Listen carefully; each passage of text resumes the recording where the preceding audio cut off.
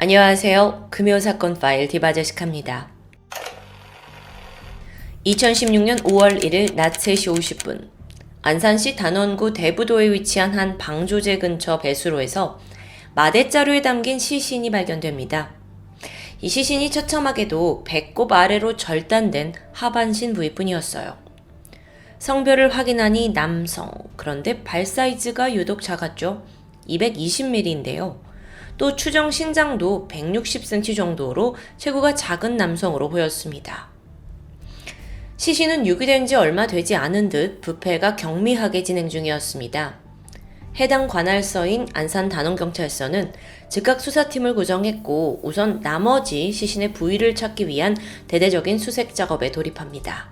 여기엔 10개 중대병력 900명과 드론 등이 동원이 되었죠. 그리고 이틀 뒤인 5월 3일 대부도 북단 방아머리 선착장 시와호 쪽 물가에서 나머지 상반신이 발견됩니다. 이불에 쌓여 있고 또 마대자루에 들어있는 상태였어요. 그런데 끔찍하게도 상반신의 장기는 모두 적출되어 있었죠. 그나마 시신의 지문은 완전히 훼손되지 않은 상태였는데 경찰은 이걸 토대로 마침내 피해자의 신원을 밝혀낼 수 있었습니다. 피해 남성은 당시 40살이었던 최 씨. 가장 먼저 휴대폰 통화 내역을 살펴봤어요. 그 결과 최근 자주 통화한 몇 명이 수면에 올라왔죠. 경찰은 그 중에서도 최 씨와 동거하고 있던 조 씨라는 남성에 주목합니다.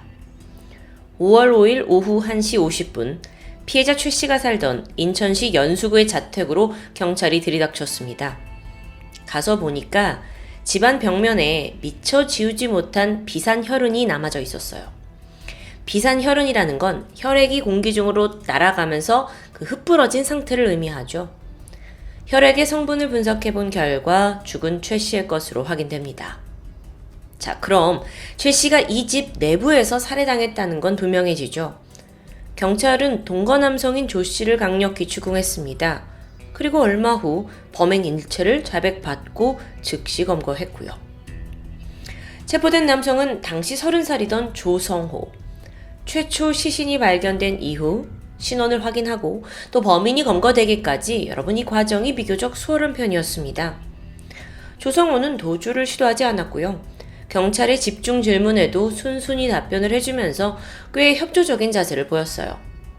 하지만 얼마 지나지 않아 자신의 살해 동기에 대해서는 말을 계속 번복하면서 진술을 바꾸기 시작합니다. 점점 사건의 전말을 밝혀내는 과정이 꼬이기 시작했죠. 우선 조성호는 4개월 전인 2016년 1월 2일 인천 소재의 한 모텔에서 카운터와 객실 관리를 하는 종업원으로 취직합니다. 그리고 이틀 뒤인 4일에 역시나 같은 종업원으로 들어온 피해자 최 씨를 처음 만나게 돼요. 이 두 사람은 모텔 사장이 지정해준 숙소에 함께 기거하면서 급속도로 친해졌다는데요. 숨진 피해자 최 씨는 조성호보다 10살이 많습니다. 근데 두 사람 다 힘들게 살아온 경험을 털어놓았고 자연스럽게 형동생 사이로 가까워졌다고 합니다. 그러던 2월에 두 사람 다 그렇게 성실하게 근무를 하지 않는 태도에 사장이 불만을 갖게 됐고 두 사람을 동시에 해고하게 되죠. 그러면 당장 숙소에서도 쫓겨나는 상황입니다. 이때 피해자 최 씨는 조성호에게 자기가 집을 구할 테니 함께 나가서 동거를 하자고 제안합니다. 조성호로서는 생활비를 아낄 수 있는 그런 절호의 기회였기 때문에 승낙했고요. 그렇게 두 사람은 인천 연수동에 보증금 30만원, 월세 28만원짜리 원룸을 구했고요. 이때 임대차 계약은 최 씨 명의로 그리고 각종 공과금 지급 명의는 조성호 명의로 분담 지급합니다. 마침내 2월 26일부터 위험한 동거 생활이 시작되었죠. 처음에는 별 트러블이 없었습니다. 그러다 한 2주가 지난 2016년 3월 10일 최 씨가 조성호에게 아주 예상 밖의 이야기를 꺼내게 돼요. 자신과 성관계를 맺으면 돈을 지급하겠다는 제안입니다. 참고로 조성호가 동성애자냐 아니냐라는 의문이 일긴 했지만 확인된 바에 의하면 과거 그는 여자친구가 있었습니다. 또 그녀와 함께 애견 카페를 운영하다가 그게 운영이 어려워지면서 사건 발생 1년 반 전에 폐업 처리했고 이후에 대출 빚을 갚기 위해서 여러 가지 일을 해온 것도 밝혀졌어요. 그 어떤 여러 가지 일이었냐라고 보니까 좀 특이점이 있는데 성인 영화에 단역으로 출연한 적도 있고요. 또 성인 영화 여배우를 관리하는 매니저 일도 했고 또 남자 노래방 도우미 일을 한 적도 있다고 해요. 꽤 이 일 저 일 가리지 않고 했던 것 같은데 그만큼 당시의 조성호는 꽤 버거운 빚이 있었습니다. 경제적 압박을 받고 있던 터였죠. 그러다 보니 이 꺼림직한 제안을 받아들였고 그 대가로 관계를 가질 때마다 30만 원씩 받는 것에 동의하게 돼요. 이후 문제는 최 씨가 약속한 돈을 제때 지불하지 않으면서 시작됩니다. 3월 31일 두 사람이 호프집에서 술을 마시던 중에 언쟁이 벌어졌어요. 조성호가 지난번에 그 약속한 돈을 언제 줄 거냐? 라면서 따져 물었죠? 그러자 최 씨가 뭐라고 하냐면 야, 나도 얼마 전 모텔에서 잘려서 지금 한 달 내내 백수인데 내가 지금 무슨 돈이 있냐? 라면서 얼버무리는 거예요. 이 일을 계기로 두 사람의 사이가 크게 틀어졌고 얼마 후에 또 최 씨가 식탁에 있는 포크를 집어들면서 야, 이 새끼 너 나가! 라고 윽박을 지르게 되면서 조성호 입장에서는 지금 돈도 못 받고 집도 쫓겨날 상황에 처하면서 크게 앙심을 품은 것으로 보입니다. 결국 4월 1일 조성호는 길이 19cm짜리의 시카를 구입해서 이 같이 살고 있던 집 원룸 찬장에 숨겨두게 됩니다. 게다가 살인사건이 벌어지기 바로 전날인 4월 12일에는 공장에서 가져온 길이 35cm짜리 망치를 현관 앞에 있는 냉장고 뒤쪽에 숨겨두게 돼요. 한편 이때 최 씨는 인근에 있는 또 다른 모텔에 취직을 해서 거기서 숙식을 해결하고 격일마다 집에 돌아왔는데요. 사건 당일인 4월 13일 새벽 12시 조성호가 집에 들어와 보니 마침 침대에 누워있던 최 씨와 마주합니다. 집에 들어온 거예요. 이때 조성호는 자, 내가 집에서 나갈 테니 약속한 돈과 함께 보증금으로 낸 30만 원까지 총 90만 원을 돌려달라고 부탁합니다. 그것만 주면 군말 없이 나가겠다고 했죠. 하지만 이때 최 씨가 코웃음을 치면서 하는 말이 야, 너도 좋아서 해놓고는 뭔 소리야. 이후에 그는 그 부모의 그 자식이다. 니네 부모도 똑같다. 라면서 조롱과 욕설을 퍼부었죠. 이때 조성호는 격분합니다. 더 이상 참을 수 없었던 그는 냉장고 뒤쪽에 미리 숨겨둔 망치를 꺼내서 최 씨를 덮치는데 그가 도망가려고 하자 중요 부위를 걷어차더니 침대에 넘어뜨려요. 그리고 나서 망치로 최 씨의 얼굴과 가슴 등을 약 10회가량 내리치게 됩니다. 잠시 후 최 씨가 더 이상 저항을 하지 않았습니다. 정신을 잃은 걸 확인했고 이후 그는 찬장에 숨겨둔 시카를 꺼내들어요. 그리고 또다시 복부와 가슴을 수차례 찔러서 공격합니다. 물론 이건 어디까지나 조성호의 진술에 기반한 내용이고요. 당시 진술에서 조성호는 최 씨를 죽일 생각까지는 전혀 없었다라면서 우발적인 범행을 주장해요. 그런데 최 씨가 끝까지 돈을 주지 않고 오히려 부모님 욕까지 내뱉길래 죽이고 말았다는 설명입니다. 아니 근데 분명 숨기를 미리 숨겨두는 이런 치밀한 모습을 보였잖아요. 우발적인 살인과는 좀 앞뒤가 맞지 않아 보였죠. 게다가 조성호는 시신을 훼손하기까지 했습니다. 처음에 시신이 어떻게 발견됐는지 기억하시죠? 시칼로 최 씨의 장기 모두 적출했고요. 상하반신 토막내기도 했고요. 이후 큰 장기들은 종량제 봉투 5개에 나눠 담아서 분리수거장에 버렸는데 그 외에 작은 조각들은 변기와 하수구에 흘려보내서 증거를 인멸했습니다. 이후에 장기가 적출된 상태로 시신을 원룸에 그대로 방치했어요.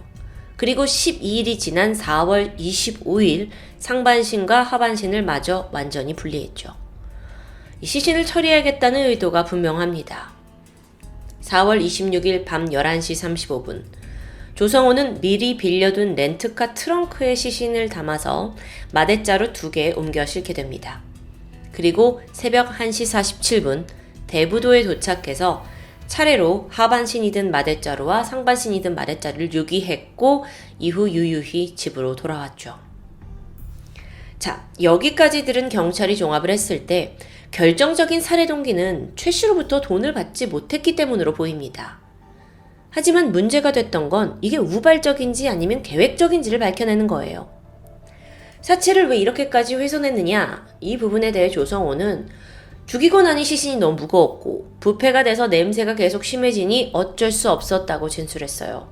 근데 그렇기에는 너무 방법이 잔인하잖아요. 장기도 다 적출했고요. 그렇다면 이건 오래전부터 원한이나 분노를 품고 있다가 마침 그날 표출된 게 아니냐라고 볼 수 있어요.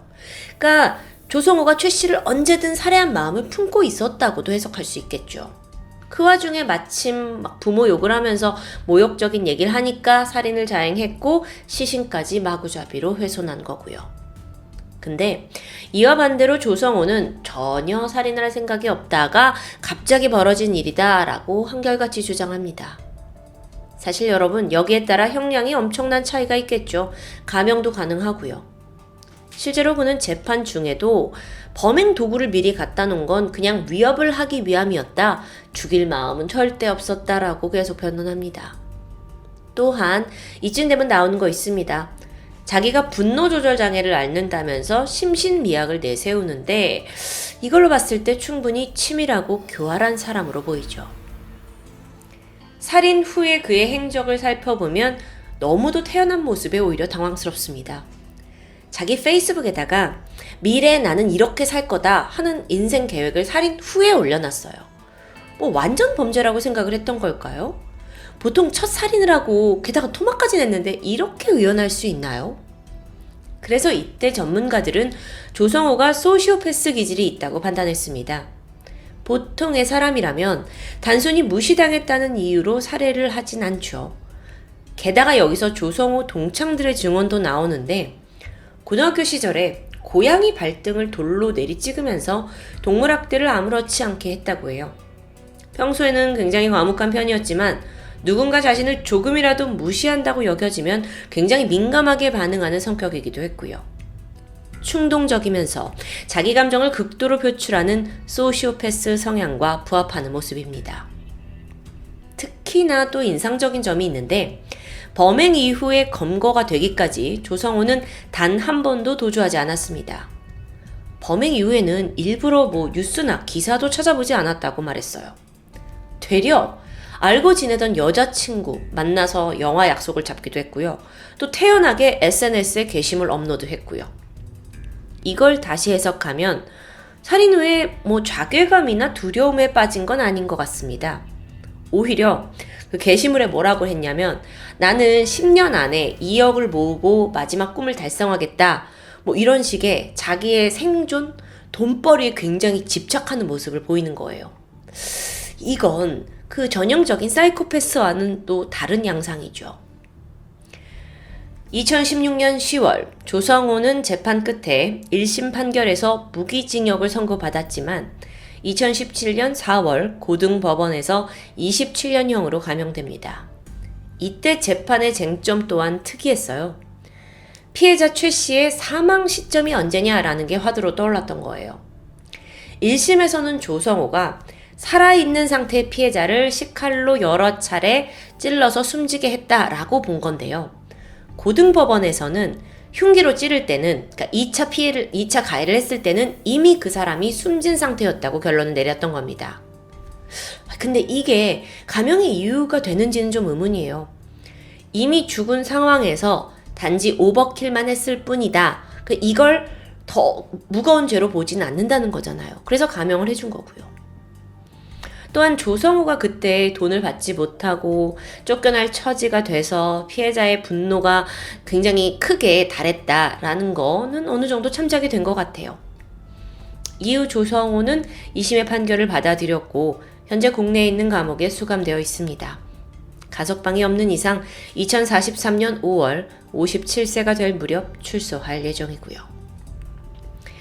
이렇게 사건은 마무리됐지만 논란은 끝이 아닙니다. 그의 신상이 밝혀진 직후에 벌어진 2차 가해 때문인데요. 그는 사실 체포 직전까지도 블로그와 페이스북에 그 SNS 활동을 활발히 했어요. 그래서 유독 타 범죄자들에 비해 개인정보가 많이 알려져 있고요. 사건의 전말 때문인지 그가 동성애자가 아닐까 하는 의혹도 많이 있었는데 그가 최 씨를 만나기 전에 여자친구와 있었다는 점도 드러납니다. 그런데 안타까운 건 그 과정에서 전 여자친구와 가족들의 신상이 털리는 엉뚱한 피해자가 발생했다는 점이었죠.